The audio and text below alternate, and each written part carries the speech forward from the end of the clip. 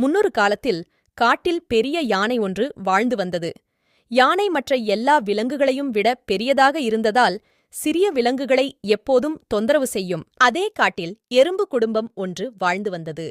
அவர்கள் கடின உழைப்பாளி குடும்பம். அவர்கள் எப்போதும் உணவு சேகரிக்கச் செல்வார்கள். ஒருநாள் அவர்கள் நடந்து சென்று கொண்டிருந்தபோது பெரிய யானை அவர்கள் மீது தண்ணீரை எறிந்தது. எறும்பு கோபமடைந்து மற்றவர்களுக்கு தொந்தரவு செய்வதை நிறுத்துமாறு யானையிடம் கேட்டது. ஆனால் யானை எறும்பிடம் வாயை மூடுங்கள், இல்லையேல் உங்களைக் கொன்றுவிடுவேன் என்று கத்தியது. மறுநாள் எறும்புகள் யானை உறங்குவதை கவனித்தன. யானைக்கு பாடம் புகட்ட நினைத்தது எறும்பு. அவள் அமைதியாக யானையின் தும்பிக்கையின் மீது ஏறி உள்ளே நுழைந்தாள். உள்ளே நுழைந்ததும் யானையை கடிக்க ஆரம்பித்தாள். யானை வலியால் கூச்சலிட்டது. அவர் எல்லாவற்றையும் முயற்சித்தார். ஆனால் எறும்பு அவரைக் கடிப்பதை நிறுத்தவோ